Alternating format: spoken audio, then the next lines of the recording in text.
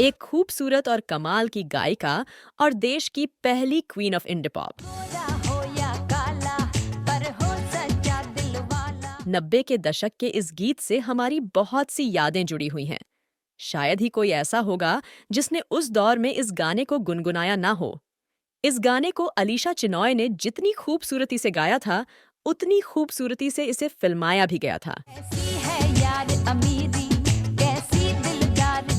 1995 में आए इस गाने ने अलीशा चिनॉय को संगीत की दुनिया का स्टार बना दिया था। कमाल की बात यह है कि मेड इन इंडिया उनका पहला एल्बम था, जिसके बाद उनके सितारे बुलंदियों पर थे।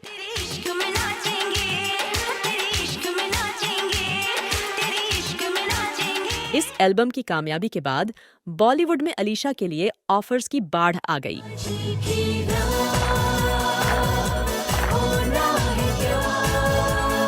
हिंदी फिल्मों में उन्होंने तमाम सुपरहिट गाने गाए। फिल्म बंटी और बबली में उनका गाया कजरारे सॉन्ग तो उस वक्त जैसे नेशनल एंथम बन गया। लेकिन आपको जानकर हैरानी होगी कि इस गाने के लिए उन्हें महज 15,000 रुपए की फीस मिली थी। इतना ही नहीं, एक वक्त तो ऐसा आया जब अलीशा को म्यूजिक कंपनी ने ये गाना गाने पर रोक लगा दी थी। क्या थी इसकी वजह जानेंगे इस पेशकश में आगे विस्तार से। इसके अलावा बताऊंगी वो किस्सा जब मेड इन इंडिया के वीडियो शूट के लिए अलीशा ने क्यों और किस डायरेक्टर का कॉलर पकड़ लिया था। और बात होगी कि अपने करियर के पीक पर होते हुए अलीशा आखिर कहाँ गायब हो गई थी और वो कौन सी एक वजह थी जिसके चलते उनका करियर डूब गया। साथ ही जानेंगे कि अनु मलिक को हैवान बताते हुए उन पर संगीन आरोप लगाने वाली और उनके साथ कभी भी काम न करने की कसम खाने वाली अलीशा ने आखिर क्यों न सिर्फ अनु मलिक के खिलाफ दर्ज कराई कंप्लेन वापस ले ली, बल्कि उनके साथ काम भी करने लगी।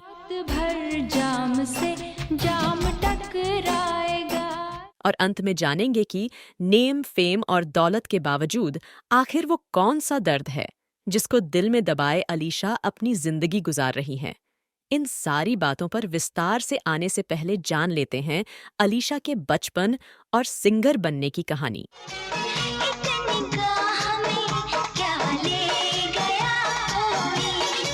अलीशा चिनॉय का जन्म 18 मार्च 1965 को गुजरात के अहमदाबाद में हुआ था। वो गुजराती परिवार से ताल्लुक रखती है। उनके नाम को लेकर भी एक दिलचस्प किस्सा जुड़ा है। दरअसल उनके माता पिता ने उन्हें सुजाता चिनॉय नाम दिया था, जिसे बाद में बदलकर अलीशा कर दिया। अलीशा को बचपन से ही संगीत में गहरी रुचि थी और वो कई जाने माने उस्तादों की धुनों को सुनकर बड़ी हुई। 1985 में अलीशा ने रेमो फर्नांडिस के साथ कोंकणी भाषा में एक एल्बम ओल्ड गोवा गोल्ड के लिए गाना गाया। इसके बाद इसी साल उनका पहला इंडिपेंडेंट एल्बम जादू आया, लेकिन उन्हें इससे कोई खास पहचान नहीं मिल सकी। जादू मेरा चल गया, कोई कहीं मर गया। अलीशा को हिंदी सिनेमा में लाने का क्रेडिट संगीतकार बप्पी लाहिड़ी को जाता है। दरअसल हुआ कुछ यूं कि अलीशा 16-17 साल की रही होंगी। तब वो एक ऑडियो कैसेट रिकॉर्ड करके महबूब स्टूडियो देने गई थी, ताकि हो सके तो ऑडिशन का चांस मिल जाए। वहीं इनकी मुलाकात बप्पी दा से हो गई। उन्होंने जब अलीशा की आवाज सुनी तो बहुत इम्प्रेस हुए। इसके बाद उनका ऑडिशन लिया गया और बप्पी दा ने उन्हें 1985 में आई फिल्म टार्जन में गाने का ब्रेक भी दे दिया। इस फिल्म में बप्पी दा ने इनसे 3 गाने गवाए। आजा मैं सिखा दूं तुझे प्यार कैसे हो। साल 1987 में उन्होंने पंकज पाराशर की फिल्म जलवा में अपनी आवाज दी। इस गीत को आनंद मिलिंद ने संगीतबद्ध किया था। उस समय की एक सबसे बड़ी हिट फिल्म मिस्टर इंडिया के गाने काटे नहीं कटते को उन्होंने किशोर कुमार के साथ गाया था। ये गाना बहुत हिट रहा और अलीशा चिनॉय की गायकी की चर्चा बॉलीवुड में होने लगी थी।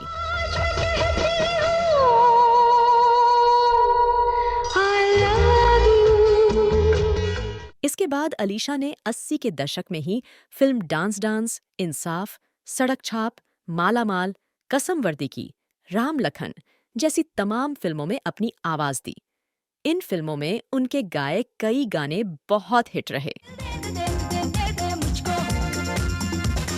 दे दे दे दे दे मुझको। 1989 में आई फिल्म त्रिदेव में अलीशा चिनॉय का गाया एक गाना बहुत लोकप्रिय हुआ, जिसके बोल थे रात भर जाम से, जिसका संगीत कल्याण जी आनंद जी और विजू शाह ने दिया था। रात भर जाम से जाम टकराएगा। 90 के दशक के शुरुआती सालों में अलीशा कई फिल्मों में तमाम हिट गाने देकर अपने करियर के शिखर पर पहुंच गई। इनमें फूल और कांटे, पनाह, खिलाड़ी, मुकाबला, विजय पथ जैसी एक दर्जन से ज्यादा फिल्में शामिल हैं। दिल गाए जा जुजु सुबी सुबी सुबी, मस्ती में गाए जा जुजु सुबी सुबी सुबी। अब बात उस इंडी पॉप म्यूजिक एल्बम की जिसने अलीशा चिनाय को वो लोकप्रियता दिलाई जो अमूमन बहुत कम सिंगर्स को मिल पाती है। उनके music album made in India के गाने ने संगीत की दुनिया में क्रांति कर दी थी। ये एल्बम जब 1995 में रिलीज हुआ तो इसके गाने हर किसी की जुबान पर चढ़ गए।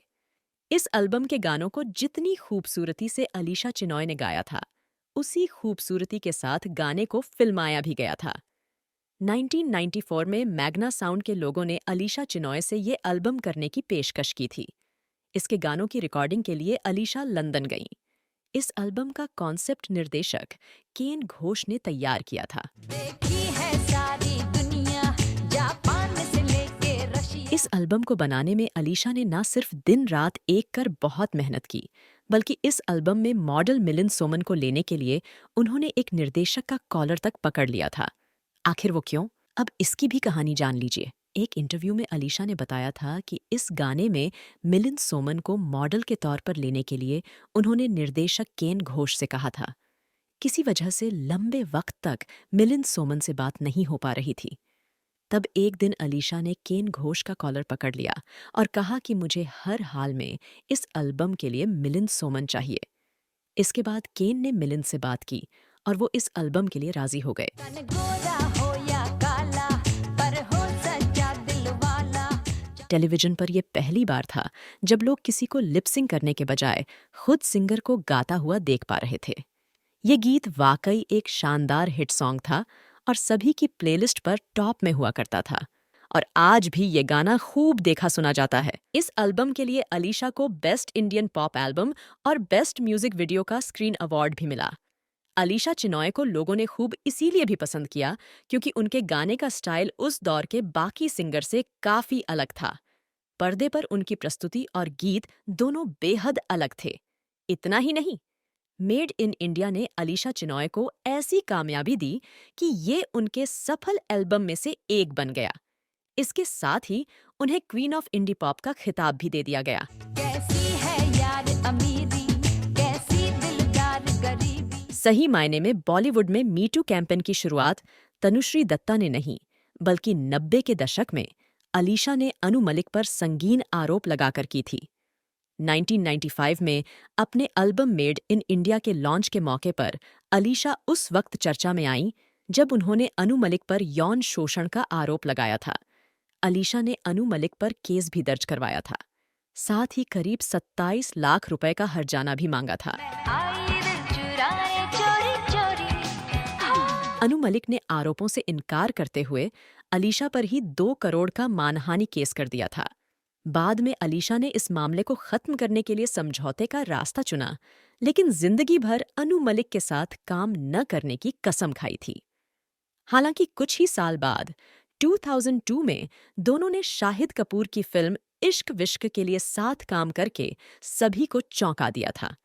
ये शाहिद कपूर की डेब्यू फिल्म थी। इसके बाद वो रियलिटी शो इंडियन आइडल में अनु मलिक के साथ जज के तौर पर भी देखी गईं।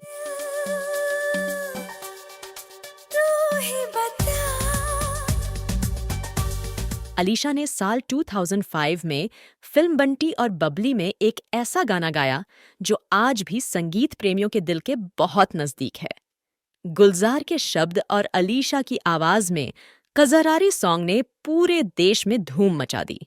इस गाने के लिए उन्हें सर्वश्रेष्ठ महिला पार्श्व गायिका का फिल्म फेयर पुरस्कार भी मिला। मेरी अंगड़ाई ना टूटे, तू आजा। इस गाने के बाद अलीशा भारतीय संगीत जगत में पॉप दीवा के रूप में भी जानी जाने लगीं। फिल्म बंटी और बबली के इस गाने को लेकर अलीशा और म्यूजिक कंपनी में लंबा विवाद भी चला था। दरअसल कजरारे ऐसा गाना था जो आते ही हिट हो गया था और हर किसी की जुबान पर था। एक वक्त इस गाने पर पूरे हिंदुस्तान ने ठुमके लगाए थे। लेकिन आपको जानकर हैरानी होगी कि इस गाने की सिंगर यानी अलीशा चिनॉय को इसके लिए सिर्फ 15,000 रुपए ही मिले थे। वो भी तब जब उनको इस गाने के लिए बेस्ट फीमेल प्लेबैक सिंगर का अवार्ड मिला था। ऐसा नहीं था कि फिल्म बनते समय प्रोड्यूसर के पास पैसे नहीं थे। यश राज बैनर के तले फिल्म बंटी और बबली को बनाया गया था। इसलिए जब अलीशा को इस गाने के लिए इतनी कम रकम मिली तो उन्हें भी झटका लगा था। टाइम्स ऑफ इंडिया को दिए इंटरव्यू में उन्होंने इस बारे में कहा था कि मुझे शौक लगा था जब यश राज ने मुझे 15,000 रुपयों का चेक भेजा था। तब मैंने वो चेक उन्हें वापस भेज दिया। पर हद तो तब हो गई जब उन्होंने मुझे फिर से वो चेक भेज दिया। गाना मैंने गाया पर उसके पैसे यश राज को मिलते हैं। नौबत ये आ गई कि मुझे कहा गया कि ये गाना मैं अपने कॉन्सर्ट और शोज में न गाऊं। तब अलीशा ने साफ कह दिया था कि यश राज के मना करने के बावजूद वो अपने इस गाने को गाएंगी और देखेंगी कि कोई क्या करता है। खैर, इसके बाद कॉपीराइट का लंबा विवाद भी हुआ। दरअसल अलीशा चाहती थीं कि कॉपीराइट के कानून को बदला जाए और इसमें सिंगर का भी शेयर शामिल किया जाए। अरे बाबा रुक, oh my darling, give me a look। Alisha Chinoy कहती हैं कि उन्हें फिल्मों में एक्टर्स के गानों पर लिप सिंकिंग करने की बात बिल्कुल पसंद नहीं है। इससे सिंगर्स को कोई पहचान नहीं मिलती। उन्होंने मधुर भंडारकर के लिए दिल तो बच्चा है जी के गाने को मना कर दिया था। इसके अलावा उन्होंने कुछ और ऑफर्स को भी ठुकरा दिया था। उस समय उन्होंने फैसला किया कि वो गाने गाएंगी, लेकिन सिर्फ बॉलीवुड के लिए नहीं। खैर, 2000 के दशक में अलीशा ने धूम 2, डॉन, झूम बराबर झूम, नमस्ते लंदन जैसी कुछ गिनी चुनी फिल्मों में अपनी आवाज दी। इसके बाद उनके करियर का ग्राफ गिरने लगा। हो रहा है प्यार का नशा, दिल चुरा के ना जा दिल रुबा। 2018 में मी टू कैंपेन के दौरान सिंगर सोना महापात्रा, श्वेता पंडित और नेहा भसीन ने अनु मलिक पर गंभीर आरोप लगाए थे।